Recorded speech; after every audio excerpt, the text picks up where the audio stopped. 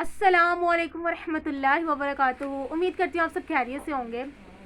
Guys, जो मैंने आपके साथ बात शेयर करनी है वो आज बहुत ज़्यादा इंपॉर्टेंट वन है। मैं तकरीबन 15 दिनों के बाद जो है ना वीडियो आज पोस्ट करने लगी हूँ। वो इस वजह से कि बीच में प्रैक्टिकल्स के पेपर आ गए थे और इस वजह से गुजरांवाला में कोई सिग्नल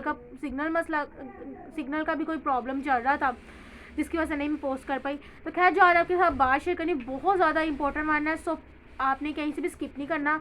अपने थोड़े से प्रीशियस टाइम में से टाइम निकाल के इसको लाजमी वॉच करना है और अपने मोबाइल में जितने भी कॉन्टैक्ट नंबर उन सबके साथ शेयर करना है। गाइस, हुआ कुछ यूँ कि मैं लाहौर थी। गुजरांवाला क्या वजह हुई, कैसे मैं गई, कोई व्लॉग नहीं करने लगी, लेकिन ये कि इन्फॉर्मेटिव बात है तो आपने लाजमी इसको सुनना है। आपको पता है कि मेरी जितनी भी वीडियोस होती हैं वो सारी जो है ना इन्फॉर्मेटिव होती हैं। कोई भी जो है ना इस टाइप की नहीं होती कि कोई ना कोई नॉलेज मिलता ही है, क्योंकि पहले मैं खुद सीखती हूँ फिर आपके साथ शेयर करती हूँ। हुआ ये कि मैं असद के साथ बाहर गई तो हम फर्स्ट टाइम जो है ना फ्राइज़ खाने किसी और शॉप पे गए थे। तो वो जिस शॉप पे हम फ्राइज़ खाने गए ना, वो शॉप का नाम था बरकत शॉप ना। तो वो बूढ़े से आदमी थे जिन्होंने जो है ना मुझे और असद को डील किया। असद ने कहा कि भाई हमें ना 100 की जो है ना ये फ्राइज़ कर दे, मतलब कि दे दे। उन्होंने कहा आपने यहीं खानी है, तो उन्होंने कहा यहाँ पे सिटिंग एरिया भी है। अच्छा, हम अंदर बैठे, बड़ी छोटी सी शॉप है गाइस। और वो जो शॉप थी छोटी सी बिल्कुल शॉप है और उन्होंने ना आगे अपना जो है ना टेबल रखा। जैसे उन्होंने ये प्राइस जब दी ना, आप यकीन करें मैं देख के उनका प्रेजेंट करने का तरीका इस तरह का था कि जिसकी वजह से शायद उनकी दुकान पे इतना रश लगा हुआ था। और ज़्यादातर मेजॉरिटी में जो वहाँ पे क्लास में शॉप पे जो आए हुए थे ना, वो लड़के थे, अकेडमी के लड़के, स्कूल के लड़के, यूनिवर्सिटी के। और वो प्रेजेंट किस तरह से कर रहा है, 100 रुपये की उसने चिप्स डाल के दी। स्टील ही की प्लेट थी और लेकिन जो केचप थी ना, उसने एक छोटी सी बिल्कुल जो है ना बाउल टाइप लिया, जिसको हम कटोरी कहते हैं, कोली कहते हैं, अलग अलग अल्फाज में हर कोई बोलता है।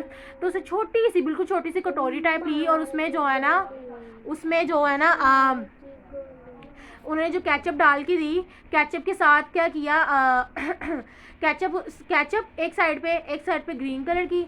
अब कोई 5 स्टार होटल तो मैं गई नहीं थी, आम बिल्कुल लोकल सी दुकान थी। लेकिन उसको मैं क्यों, कोई मैं ये नहीं कह रही करने का, इसका बेसिक क्या मतलब कि मेरा बोलने का, आपको बताने का मकसद है वो ये कि अगर आपकी कोई शॉप है तो आप अपनी चीज़ को इस तरह से प्रेजेंट करो कि नेक्स्ट टाइम वो कस्टमर आपका बन जाए। उसने फुल गर्म करके एक तो फर्स्ट दी चिप्स, ठीक है, कुछ होते हैं भाई ठंडी चीज़ पकड़ा दी, जल्दी जल्दी काम करते, इस तरह से कस्टमर नहीं बनते। सेकंड ये कि उसने जो प्रेजेंट करने का तरीका था, उसने केचप बीच में थोड़ी सी ग्रीन चिली, साथ थोड़ी सी मायोनीज थोड़ी थोड़ी करके डाल के दी। और छोटी सी शॉप, छोटा सा बेंच उसने लगाए हुए हैं, लेकिन प्रेजेंटेशन क्या थी, उसने वाइट कलर का पेंट किया हुआ था। अब मैं कहानी क्यों आपको बताई है, कहने का मतलब ये हम बहुत ज़्यादा कारोबारी जो है ना बहुत ज़्यादा जो है ना हम बिज़नेस तो करते हैं, छोटे से छोटे लेवल का भी करते हैं, हाई से हाई लेवल का भी करते हैं, लेकिन बीच में बेसिक सिर्फ यही मसला आता है कि हमें प्रेजेंट करने का। अच्छा गाइस, हुआ ये कि फिर फ्राइज़ अभी खाई हैं, कंप्लीट की हैं। तो ये मैंने आपके साथ सुबह बात शेयर की कि भाई हम लोग काफ़ी काम करते हैं, हमने स्टोर्स ओपन किए हुए हैं, करियाना स्टोर खोली हुई है भाई, हम लोगों ने रेडी पे भी काम कर रहे हैं। हमारे आम जो पाकिस्तानी आम जो लोग हैं वो इस तरह का काम करें, लेकिन भाई उनका प्रेजेंट करने का तरीका ज़रा भी सही नहीं है। यानी कि आप अगले कस्टमर को किस तरह से मोटिवेट करना है, आपने किस तरह से अपनी चीज़ को प्रेजेंट करना है। अगर वो आपका बेसिक मतलब कि आपको पता होना कि बेसिक स्टेप क्या है, मैंने किस तरह से खाने की चीज़, अगर फूड पॉइंट है तो किस तरह से मैंने अगले कस्टमर को मोटिवेट करना है, अगले कस्टमर का दिल खुश करना है, वो इसी तरह से कर सकोगे कि भाई आपकी जो है ना डाल के प्लेट में सर्व करने का तरीका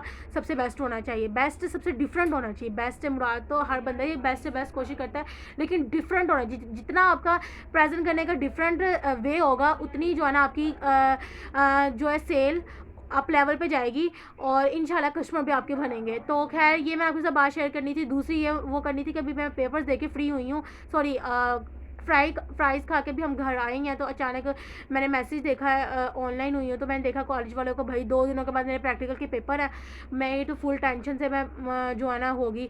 तो खैर, सुना था बड़े लोगों से कि बनी बनाई आप ले लें। 2 दिन था, मैंने बनी बनाई उर्दू बाज़ार से जाके ले भी ली। अब मेरा माइंडसेट ये था, जो कि पूरा साल में भाई ये मेरा मैसेज इंपॉर्टेंट तमाम पाकिस्तान में जितने भी कॉलेज हैं, यूनिवर्सिटीज़ हैं और स्कूल्स हैं, हायर सेकेंडरी, जो मैं ये नहीं नाम नॉमिनेट नहीं करूँगी क्योंकि मैं जिस कॉलेज से पढ़ रही हूँ गलत बात है, लेकिन हमारे भाई मेजर 99% स्कूल्स कॉलेज यूनिवर्सिटी में बताया ही नहीं जाता कि जनाब आला जो आपके प्रैक्टिकल के पेपर होने हैं वो 30 नंबर के होने हैं और वो खुद याद करने हैं। और बस ये कहा जाता है भाई प्रैक्टिकल बुक बनी बनाई ले लो, पास हो दोगे पास हो दोगे। मैंने भी अपना माइंड सेट यही रखा हुआ था, मैंने तैयारी ज़रा भी नहीं की थी गाइस, यकीन करें। मैंने बस पकड़ी प्रैक्टिकल और जाके अगले दिन ही मुँह उठाया और जाके मैं बैठ गई एग्जामिनेशन हॉल में। जब मैंने देखा प्रैक्टिकल की बुक वो पकड़ते जा रहे, ठीक है, और वो जनाब जो उन्होंने, लेकिन ये कहने का मतलब ये है कि मैं जब वहाँ गई हूँ तो मुझे ये था कि भाई प्रैक्टिकल की बुक दूंगी 30 नंबर में लग जाएंगे, लेकिन नहीं भाई। ये मेरा मैसेज है कॉलेज यूनिवर्सिटीज़ के, नहीं मैं ये नहीं कहती तमाम इदारे ही ऐसे जो अपने स्टूडेंट्स को नहीं प्रिपेयर करते, अप्रिशिएट करना चाहिए पंजाब कॉलेज को।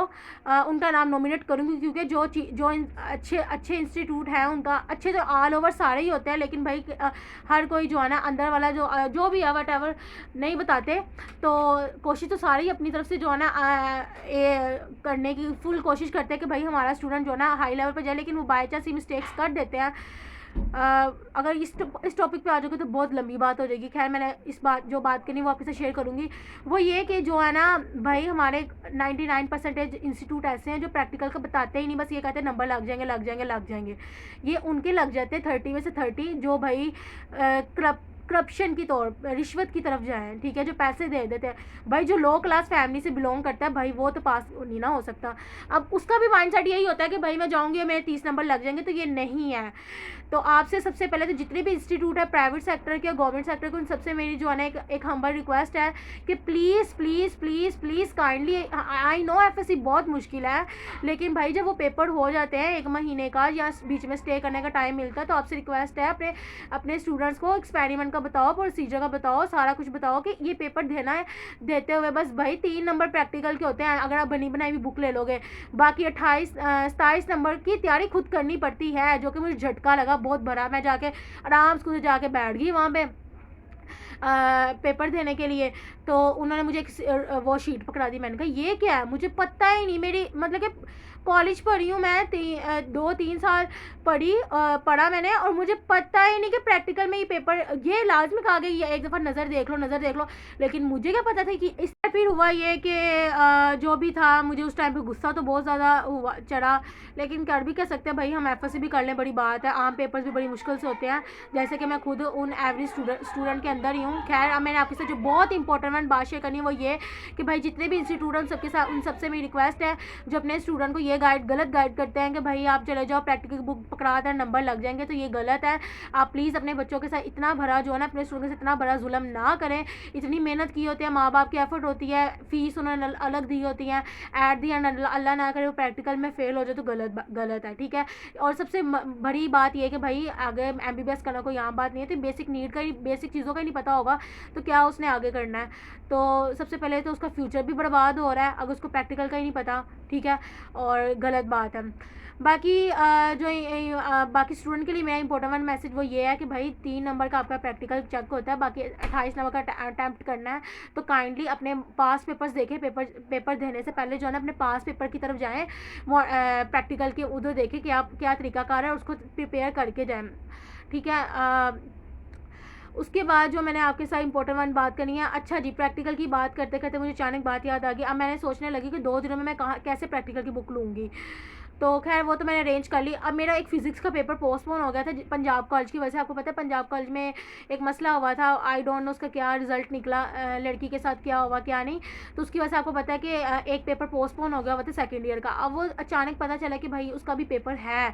अब उसकी बुक मैं कहीं गुजरावाला छोड़ी, लाहौर में ऐसे ही आ गई, तो क्योंकि मेरी शादी लाहौर हुई है, तो वो मैं अपनी जो है ना बुक वहीं गुजरावाला छोड़ के आ गई। अब मुझे इतनी टेंशन, मैंने अपने डैडी को कॉल की, मैंने कहा भाई मेरे कार्गो करवा दो, कुछ करवा दो, मेरी बुक वापस कर दो। 2 दिनों के अंदर मैं तैयारी करके आपको वापस कर दूँगी, वैसे ही मैंने परसों आ जाना है, लेकिन मेरा एक सेकंड बहुत ज़्यादा इंपॉर्टेंट है। अब मामा को तो मैंने कह दिया, डैडी को भी मैंने इस बारे में कह दिया कि भाई। फिर हुआ ये कि जब अचानक पता चला कि फ़िज़िक्स का पेपर है, तो आपको पता ही है, जैसे मैंने अपने लास्ट वीडियो में बताया हुआ है कि भाई मैं मैरिड हूँ, तो शादी हो गई हुई है, तो भाई मेरा जो अपने पेपर था ना, लास्ट टाइम पेपर दे के आए थे, अपनी बुक सारी बायो फिज़िक्स केमिस्ट्री की सारा कुछ मैं गुजरावाला ही छोड़ आई। तो मैं गुजरांवाला से वापस जब लाहौर आई हूँ तो लाहौर आके पता चला कि भाई मेरा परसों पेपर है। तो मैंने डैडी को कॉल की, मैंने कहा मुझे कार्गो करवा दो या भिजवा दो। वो बिज़ी इतने थे कि उन्होंने मेरी बुक नहीं भिजवा सके। अब वैसे मैं एक दिन के लिए बुक लेती तो आपको पता है कि फिर उसके बाद तो वेस्ट ही होनी थी, ज़ाया ही होनी थी। तो मैंने फिर कहा कि भाई आप मुझे, मैंने सबको कहा कि चलते हैं शॉप पे, उनसे बात करते हैं कि भाई मुझे बस एक दिन के लिए बुक चाहिए, फिर मैं आपको वापस कर दूँगी। वैसे भी वो आपको जानते हैं, यहाँ पे इसी गली में रहते हैं, 40 साल आपने यहाँ पे गुजारे हैं, मतलब कि यहाँ से यहीं पे आपका बचपन था, तो पक्का 100% जो है ना दे देगा वो बुक ना। तो हम गए हैं, उसको सलाम वगैरह लिया, उन्हें कहा कि भाई हमें ना जो अपनी बुक दे दें, तो ये फ़िज़िक्स की बुक चाहिए सेकेंड ईयर की, तो हम आपको वापस रिटर्न कर देंगे। एक दिन के लिए चाहिए, उसके बाद हम वापस आपको रिटर्न कर देंगे। तो जब हम वहाँ गए हैं, उन्होंने कहा कि भाई लेनी है तो आपने परचेज़ करनी है, नहीं आपको नहीं, जैसे मतलब इसकी प्राइस है एग्जैक्ट वही देनी पड़ेगी। मैंने कहा चलो आप सेकंड हैंड दे दो, मैंने एक दिन के लिए यूज़ करी, फिर मैं आपको वापस रिटर्न कर दूँगी। असल ने भी कहा कि प्रूफ के तौर पे, तो आपको पता है हमारा घर कहाँ पे है। उन्होंने कहा कि नहीं भाई हमारा नहीं, मैं ऐसे नहीं, हम लोग ऐसे नहीं करते। ऐसे कहने लगे कि चले कोई नहीं ले लेते हैं। मैंने कहा नहीं ऐसे एक दिन के लिए चाहिए, फिर वैसे ही गुजरांवाला पड़ी हुई वहीं पेपर जाके देने, एक दिन तो रह गया। फिर हमने कहा कि चलो ऐसा करो कि भाई इसमें 2-3 जो ना मेन मुझे पता था क्वेश्चन कौन सा है, लॉन्ग, मैंने कहा उसकी पिक ले लेते हैं। उन्होंने कहा पिक भी अलाउ नहीं है, और यकीन करें शॉप भी इतनी बड़ी और फिज़िक्स की उसके पास बुक्स भी इतनी ज़्यादा। तो मेरे ख्याल से पाकिस्तान का मेजर मसला यही है कि भाई जिनके दिल नहीं इतने भरे नहीं ना होते, खुले नहीं होते, लंबे नहीं होते, कहने से मुराद है कि जिनके दिल, तो मेरे ख्याल से ना 99% हमारे यहाँ पे सोसाइटी में मसला ये है कि लोग जो है ना इतना नहीं करते कि किसी की हेल्प कर देना। तो एक पिक ही लेनी थी, पिक भी उसने अलाउ नहीं की मुझे लेने के लिए ना। तो मैंने कहा ये मैं बात आपके साथ शेयर करूँगी, अगर आपकी शॉप है और आपके पास इस तरह का कोई स्टूडेंट आए तो ये सदका जारिया है, अगर आप उसकी हेल्प कर दोगे तो आपको जो है ना एक सवाब मिलता रहेगा कि भैया आपने उसकी इस हेल्प से मुराद ये कि एक पिक ही मैंने लेनी थी वो भी नहीं लेने दी। तो जब आपने ऐसे नहीं करना तो भैया ऑटोमेटिकली आपके बिज़नेस में, आपके कारोबार में लॉस तो होगा, ठीक है।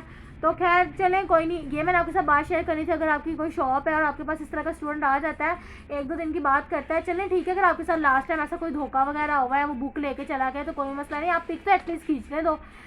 तो खैर किसी की मजबूरी का इतना फ़ायदा भी नहीं उठाते, लेकिन चले वो फिर, क्योंकि मैं बुक भी ना लेती, मैंने इंटरनेट से कर लेना था, मैं PDF से ही उसको डाउनलोड कर ले, सॉरी पंजाब टेक्स्ट बुक ही डाउनलोड कर लेते। लेकिन मसला ये था हमारे घर में कंस्ट्रक्शन का काम हो रहा था, तो उसकी वजह से जो है ना बुक वाईफाई हिल गया हुआ था, और नेट पैकेज अगर करवाते तो वो भी बहुत ज़्यादा एक्सपेंसिव था, इस वजह से मैंने जो है नेट पैकेज भी नहीं कर सकी। लेकिन अल्हम्दुलिल्लाह पेपर फिर भी मैं दे आई, और घर जाके मैंने फिर एक दिन के अंदर तैयारी की, शुक्र अल्लाह का हो गया। तो आप प्लीज़ दुआ कीजिएगा कि अल्लाह ताला कामयाब करे। खैर उसके बाद जो आपके साथ इम्पोर्टेंट बात शेयर करनी वो ये है कि कुछ ना मैं बहुत ज़्यादा एब्सेंट थी पेपर्स के बाद ना,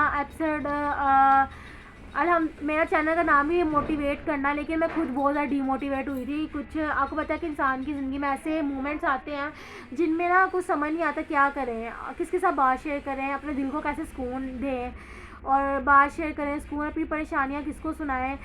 अल्हम्दुलिल्लाह जितनी भी मैंने वीडियोस पोस्ट की है उसमें मैं यही कहती थी अल्लाह को दोस्त बनाओ, लेकिन मैं इस टाइम जो है ना वो जो पेपर देने में 10-12 दिन गई, शायद मैं अल्लाह को भूल गई हुई थी, मैंने अल्लाह ताला के साथ बातें शेयर करना छोड़ दी हुई थी। तो फिर हुआ ये कि जो मेरा मसला था वो मैंने जो मेरी प्रॉब्लम थी वो मैंने अपनी शेयर की, अपनी मामा के साथ शेयर की। वो भी डिप्रेशन का शिकार हैं, तो उनको डॉक्टर ने सख्ती से मना जो हमें किया हुआ है, न्यूरोलॉजिस्ट ने कहा कि भाई आपने जो है ना अपनी मामा को किसी किस्म की भी टेंशन नहीं देनी। उनके साथ भी अपनी टेंशन शेयर नहीं कर पा रही थी। हस्बैंड जो थे उनके साथ भी कोई बात शेयर करने का टाइम ही नहीं मिलता था। वो अगर कोई भी बात करूँ यही कहते थे तेरे पास यही टॉपिक है। खैर वो भी मेरी बात को समझ नहीं थे पा रहे, मुझे समझ नहीं थी आ रही मैं क्या करूँ। ज़िंदगी इस तरह की, और अचानक इंसान की ज़िंदगी में ऐसे मोमेंट्स आते हैं जिसमें कुछ समझ नहीं आता कि हम किसके साथ अपनी बात शेयर करें, कौन हमें समझाए कि भाई तू बिल्कुल सही कर रही है या तेरा ये ट्रैक है, कौन हमें बताए।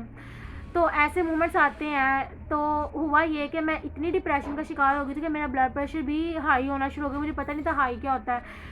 इतनी डीमोटिवेट हो रही थी, अल्लाह ताला को भूल ही गई हुई थी ना, अल्लाह से मैं बात शेयर कर रही थी, बस लोगों को ढूंढ रही थी कोई इंसान मिल जाए जिसके साथ मैं अपने दुख शेयर करूं।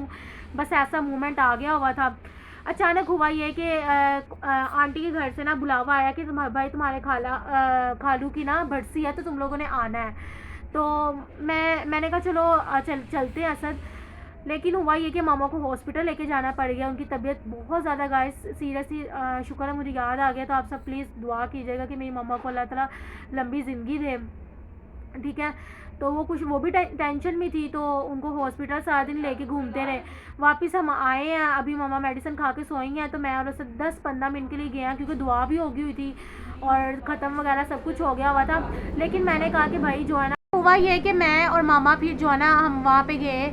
मामा ने अपनी थोड़ी सी होश संभाली, क्योंकि वहाँ पे अपनी छोटी सिस्टर के अपने रिश्ते की बात की हुई है, तो मामा को जाना ही मामा ने मुनासिब समझा, क्योंकि इम्पोर्टेंट वन समझा कि जाना चाहिए। मामा ने अपने मुझे कहा कि भाई तू मेरे साथ चल, मुझे संभालने के लिए, ताकि अगर मेरी तबीयत ज़्यादा ख़राब हो या चक्कर आ जाए तो मुझे पकड़ ली। खैर हम जब वहाँ गए हैं तो वहाँ पे मामू बैठे हुए थे, यानी कि मेरी मामा के सबसे बड़े भाई। वो मामा को समझाने लगे कि प्लीज़ तू जो है ना टेंशन ना लिया कर, अपने बच्चों की नसीब से रिलेटेड, उनकी शादियों से रिलेटेड। आई नो तेरे माशाल्लाह 5 बेटियाँ एक ही हो गई है, 4 बेटों की तो टेंशन ले रही है। टेंशन ना ले, तू बस जो है ना अल्लाह को याद रख, क्योंकि सारे मामलात हल करने वाला है अल्लाह ताला ही की ज़ात है। मामू अभी रिसेंटली उम्रा करके आए हैं, तो ज़्यादा ही कुछ ना इस तरह की बातें बता रहे थे। उन्होंने इस तरह से ना बात करते करते एक छोटी सी स्टोरी बताई, जो कि मेरे दिल को यकीन कर डायरेक्ट लगी। उन्होंने कहा कि एक शहज़ादा, एक ना बादशाह होता था, और वो जो बादशाह था ना, उनकी बेटी जो शहज़ादी है, उन्होंने ना अपनी मेड को कहा कि भाई तू मेरी आँखों में सुरमा लगा। तो वो सुरमा लगाए थे, लगाते लगाते उसके आँख में कहीं ना सुरमे की कोई चीज़ मतलब कि ढक्कन लग गया।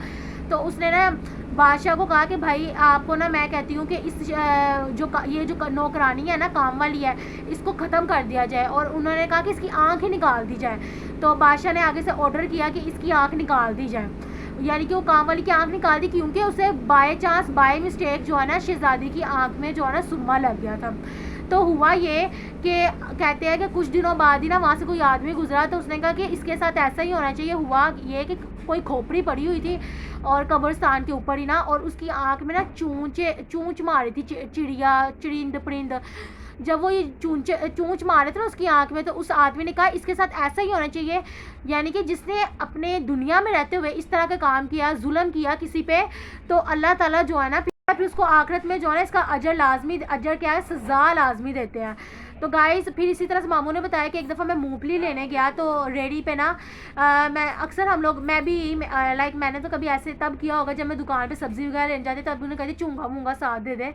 तो जैसे मेरे हस्बैंड भी कभी मैं अपने हस्बैंड के साथ लास्ट टाइम गई, तो हमने कोई मूंगफली ली, तो उन्होंने कहा कि भाई पूछ के, हर कोई ऐसे कर लेता है, रेडी से कह देते कि भाई थोड़ी सी चीज़ खा लूँ उठा के, अगर आप परमिशन दे तो मामू कहने लगे कि मैं ना मूंगफली लेने गया, तो मैंने भी ना मूंगफली वाले आदमी को कहा कि भाई आप ना 1 पाव कर दो, और उसमें से ना 2 पीस जो है ना मैं उठा के खा सकता हूँ।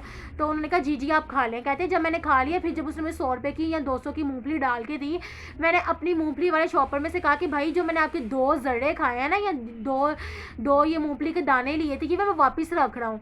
क्यों? क्योंकि मुझे कुरान पाक की मामू ने कहा एक आयत याद है, वो ये कि अल्लाह ताला के पास जो है ना इंसान को अपनी एक एक चीज़ का हिसाब देना पड़ेगा। कुरान पाक में लिखा हुआ है एक एक ज़र्रे का, वाज़िया तौर पे लिखा हुआ है, तर्जमा है मुझे याद नहीं है, कि एक एक ज़र्रे ने भी जो है ना अल्लाह ताला ने उसका हिसाब लेना है।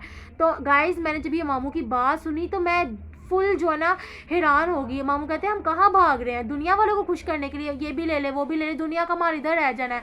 यानी कि उन्होंने दोबारा से मैं तो वैसे भी अल्हम्दुलिल्लाह इस्लामिक बातें करती हूँ, लेकिन मैं, क्योंकि आपको पता है शैतान इंसान को हमेशा गुमराह करता है, तो मैं गुमराही के रास्ते पे चल पड़ी थी, नमाज़ें मैंने छोड़ दी हुई थी, सिर्फ टेंशन। यकीन करें जब मामू ने ये बात बताई, अल्हम्दुलिल्लाह उसी रात को मैं नमाज़ शुरू की, और शुक्र अल्लाह का मैं कोई डिप्रेशन का शिकार नहीं हूँ।